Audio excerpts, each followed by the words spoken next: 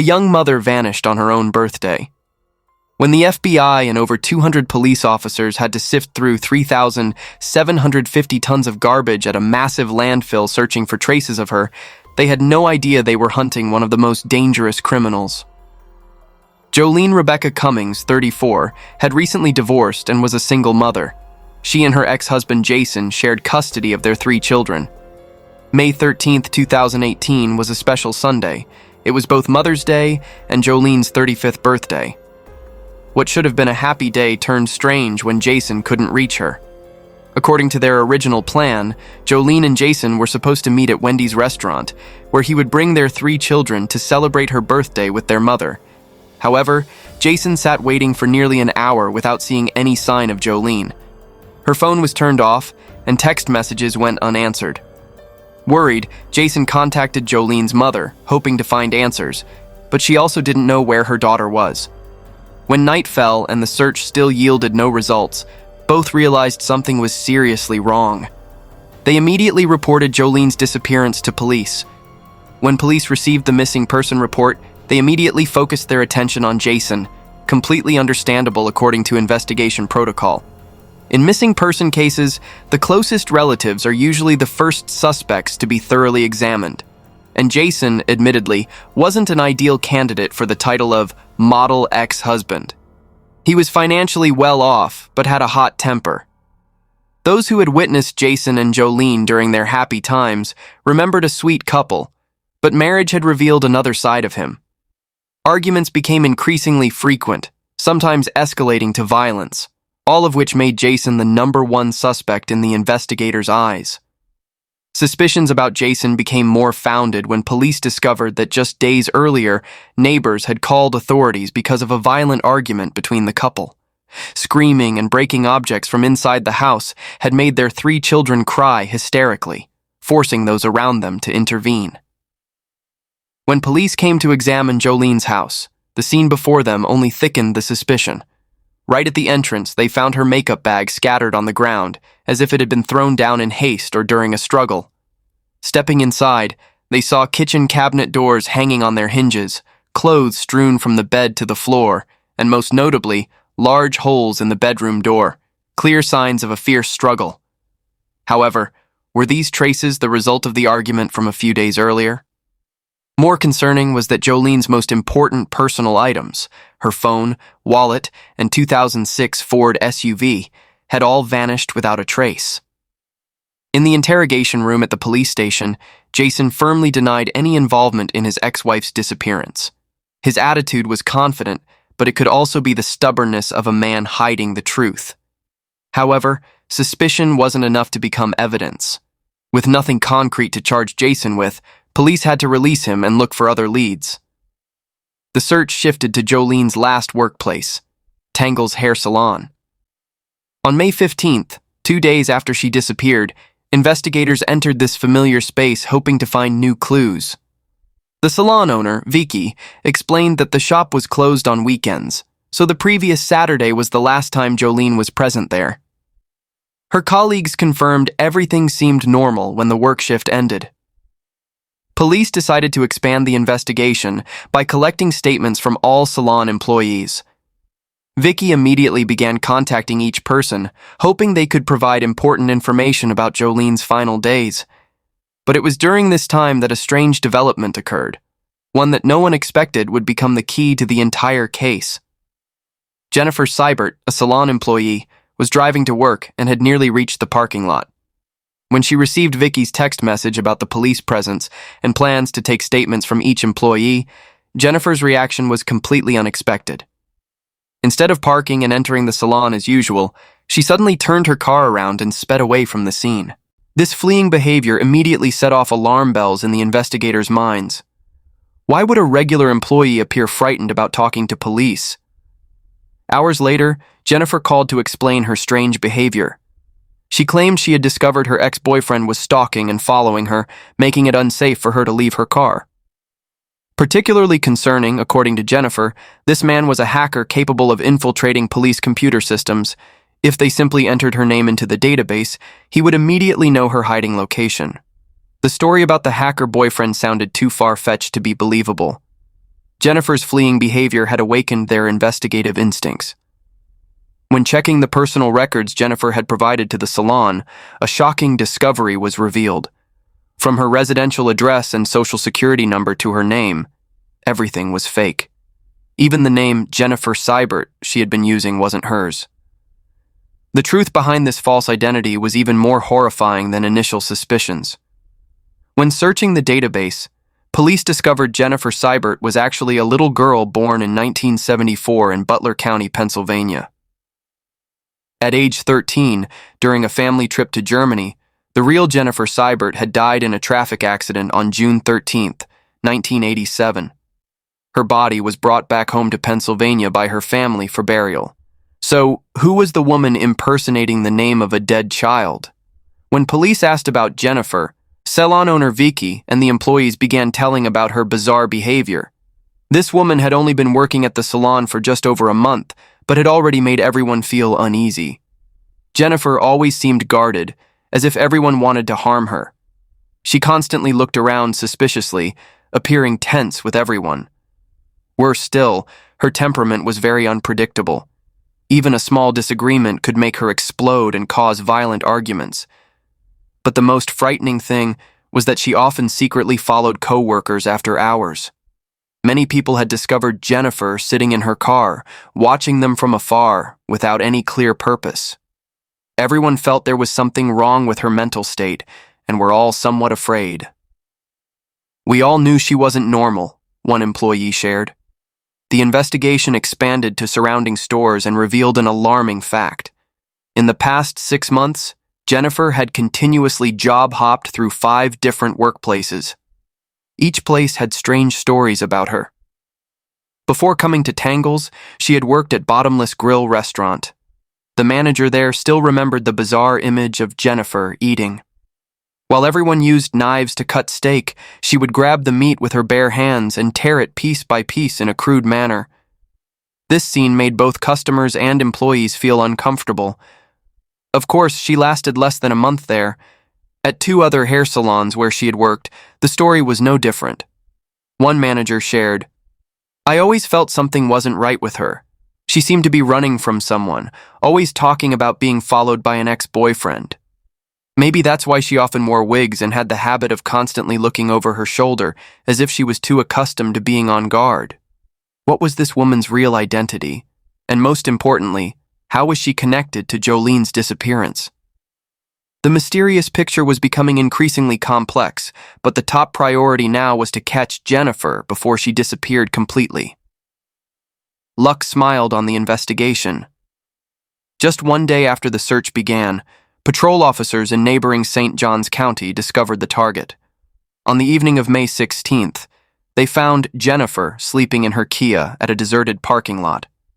The scene inside the car showed she had been camping there for quite some time. Police immediately arrested her and brought her to the station for questioning, hoping to finally get answers about Joleen's mysterious disappearance. Jennifer's attitude in the interrogation room was completely opposite to what investigators expected. Instead of being worried or tense like someone who had just been arrested, she appeared strangely comfortable, even smiling, as if having an intimate conversation with friends. The first thing that caught police attention were the obvious wounds on her face and hands. When asked about their origin, Jennifer gave a simple explanation that she had been in a bicycle accident and crashed into a tree. While collecting fingerprints and cutting her nails for evidence, police decided to ask again about these wounds. This time, her answer was completely different. Jennifer claimed the marks on her face were from insects on the bed biting her. When investigators showed doubt, because how could insects create such long and deep wounds, she just shrugged indifferently. "That's what I said. If you don't know, then whatever." Through the fingerprint scanning system, the police database displayed an unexpected name: Kimberly Kessler. Why unexpected? Because this Kimberly in the police station system showed as a missing person. Kimberly's mother had reported to police in 2012 that 8 years earlier, in 2004, 35-year-old Kimberly had gone missing. At that time, before leaving, Kimberly had told her mother she was trying to avoid an abusive husband. To avoid being discovered by him, Kimberly couldn't contact her family. But she had been gone like this for 8 years, never contacting her family. As for why Kimberly's mother only reported to police 8 years after her daughter went missing, this question would have to be asked of the mother herself. Kimberly's mother, Connie Kessler, gave birth to Kimberly on May 9, 1968. In the following years, Kimberly gained a younger sister and brother. As the eldest child, Kimberly was no different from other children. But by high school, she not only became increasingly rebellious, but also had a hot temper, even violent tendencies. Not only did no classmates at school dare to provoke her, even her own brother would not be spared if he accidentally angered her. Kimberly's level of violence had exceeded the boundaries of ordinary arguments.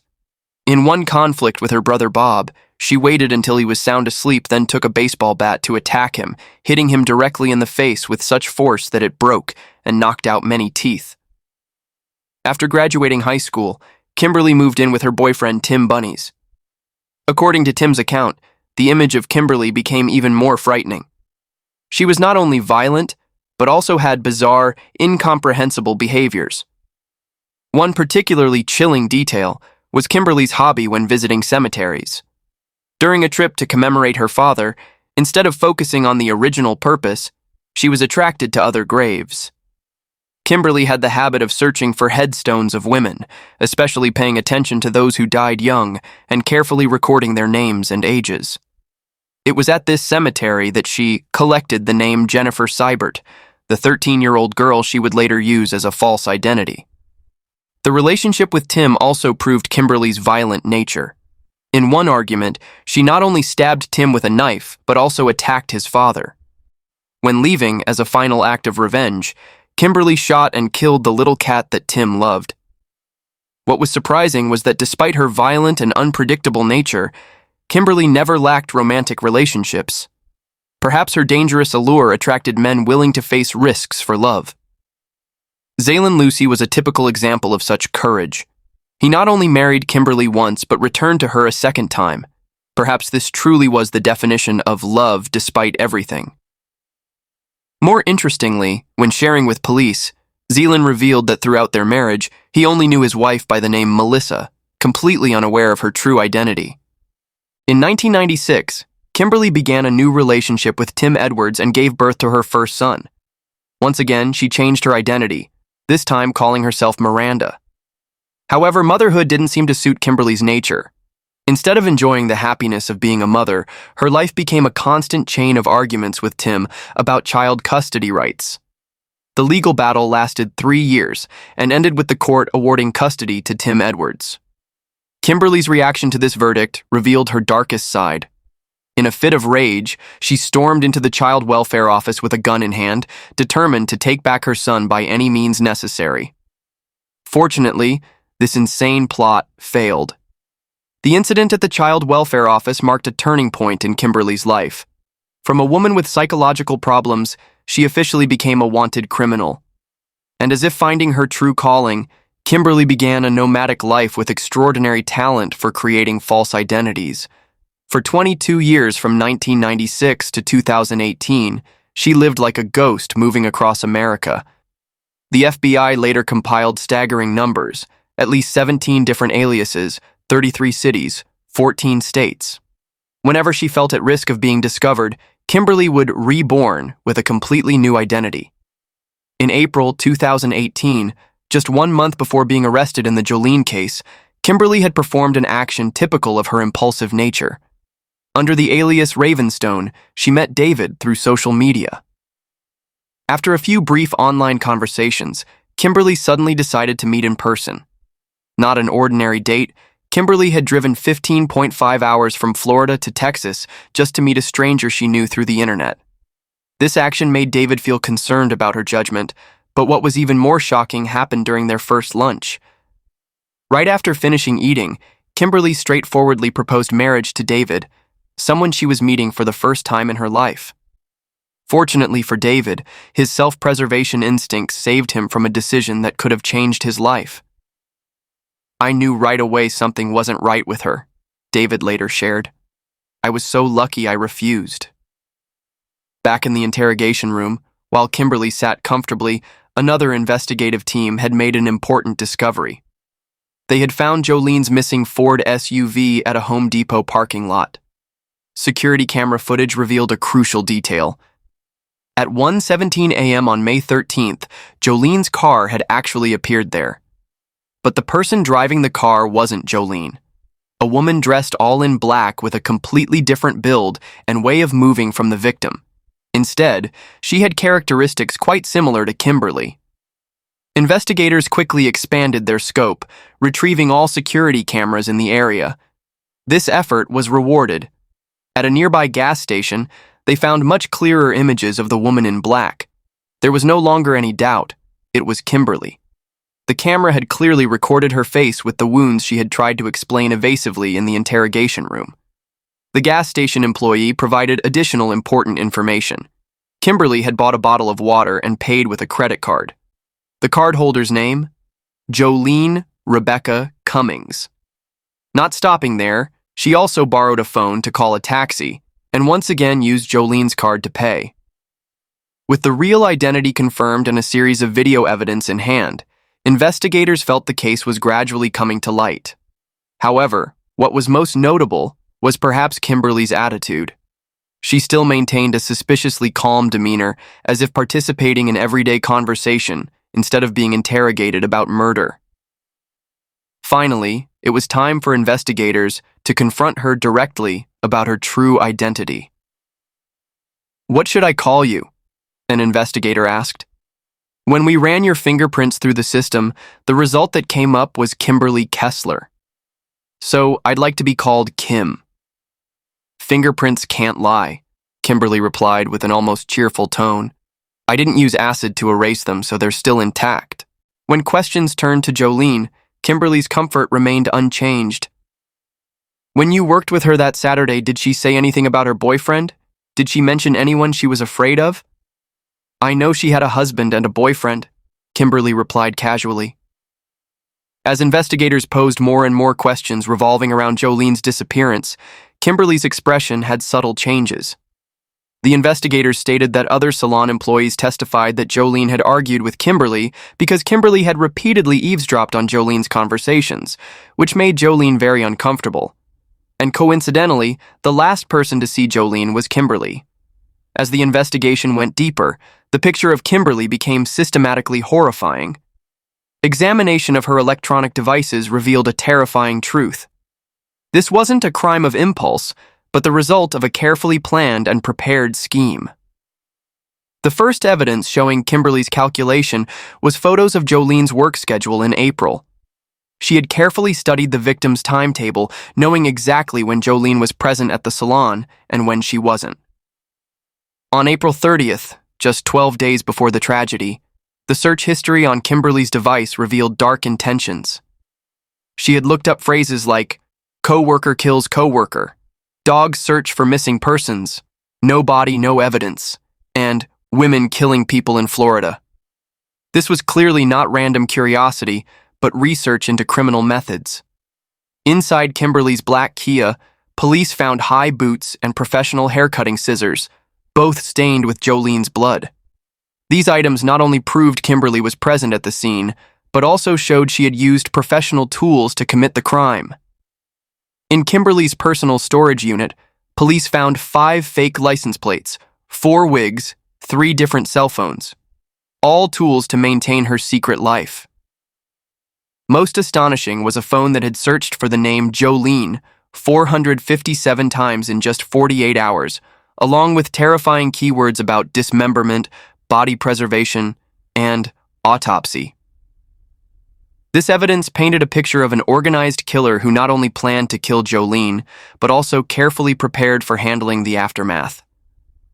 Outside the storage unit, in a forgotten blue plastic container, investigators discovered a piece of Joleen's fingernail. Nearby, under a tree canopy, 2 black shoes lay scattered with dried bloodstains, later confirmed through testing to belong to the victim. However, the most important discovery came from the workplace itself, Tangle's salon. When collecting blood samples throughout the shop, DNA results revealed a terrifying truth. This was blood from both Joleen and Kimberly. This, combined with the wounds on Kimberly, showed that the two had gone through a life-and-death battle here. To confirm suspicions, police used luminol reagent for testing, and the results made everyone startled. From the floor, walls, to cleaning tools, everything was stained with blood, showing the horrific level of violence that had occurred here. Based on this evidence, police reconstructed the chain of events. After work hours on May 12th, Kimberly and Joleen had their final confrontation at the empty salon. After killing Joleen, Kimberly changed into black clothes, drove the victim's car to Home Depot to create an alibi. She used Joleen's credit card to buy water at a gas station, called a taxi to return, then spent the entire night cleaning up the bloody crime scene.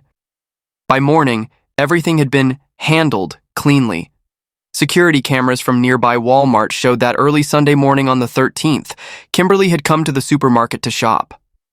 Through retrieving Walmart's purchase records, police learned Kimberly had bought a total of 4 items: an electric kitchen knife, extra-large garbage bags, gloves, and bleach. After preparing everything, Kimberly returned to Tangle's salon. On Sunday, the shop was closed, and no one was around. Ideal conditions for the gruesome work she needed to do. In the quiet space of the salon, Kimberly had used the electric knife to perform the most barbaric act, dismembering Joleen into small pieces for easy transport and concealment. Surveillance cameras behind the salon showed that around 8 a.m. and 11 a.m., Kimberly appeared with white garbage bags that seemed very heavy. The way she struggled to drag these bags showed the considerable weight inside. Realizing the importance of these garbage bags, the FBI and local police launched one of the largest searches in history. Over 200 people were mobilized to the local waste processing center, where garbage bags from the salon area could have been taken. The search lasted an entire week at intense pace. Investigators sifted through 3,750 tons of waste to find pieces of Joleen's body. However, despite their best efforts, they could not find any trace of her. After being arrested, Kimberly continued to display her unpredictable nature even in prison. She began a series of bizarre demands, first demanding transfer to another prison without giving clear reasons. When refused, she used the only weapon she had left, her own body. Kimberly began a hunger strike as a form of protest. This tactic proved effective after a week, when the prison decided to transfer her to another detention facility to avoid trouble. However, this victory was only temporary. Not yet adjusted to the new environment, Kimberly again wanted to be transferred to a mental hospital. Perhaps in her mind, that place would be more comfortable and could create grounds for future appeals. When this time she was flatly refused, she began a second hunger strike, but this time with frightening determination. This hunger strike pushed Kimberly to the dangerous edge, forcing the prison to rush her to emergency care. However, after recovering her health, she was still returned to prison instead of the mental hospital as desired. Failing to achieve her goal, Kimberly turned to even more disgusting behaviors. She deliberately neglected personal hygiene, then used waste as a kind of biological weapon, smearing it on walls, throwing it at staff and other inmates. These behaviors not only created a toxic work environment, but also caused serious psychological damage to the guards. Many of them had to undergo psychological treatment. Some even developed depression from facing daily mental torture from Kimberly. 1 year after the case, on July 2, 2019, the court held the first hearing to assess Kimberly's mental competency. 2 psychology experts concluded she was not yet fit to stand trial, and Judge James Daniel agreed to postpone the trial.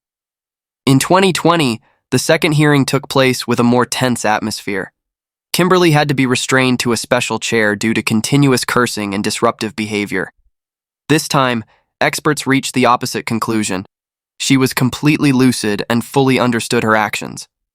Prison guards testified that Kimberly always knew what she was doing, just deliberately causing difficulties. Judge James Daniel made a harsh assessment. Kimberly is not mentally ill. She's just a cunning, scheming person who doesn't want anyone else to have peace. Finally, the court decided Kimberly was competent to stand trial and would be transferred to Florida Women's Prison to await the official trial. In November 2021, after 3.5 years of waiting, Kimberly's official trial finally began. As soon as she appeared, she began screaming frantically even before the judge opened the session. Judge James, already accustomed to these theatrical displays, immediately ordered her removed. Without Kimberly's disruptive presence, the trial proceeded smoothly. Defense attorneys made their final argument. No body means no certainty that Joleen was dead, so Kimberly couldn't be convicted of murder. However, the jury disagreed. On December 9th, 2021, they declared Kimberly guilty of first-degree murder.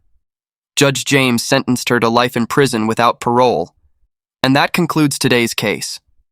Thank you for following along, and we'll see you in the next videos.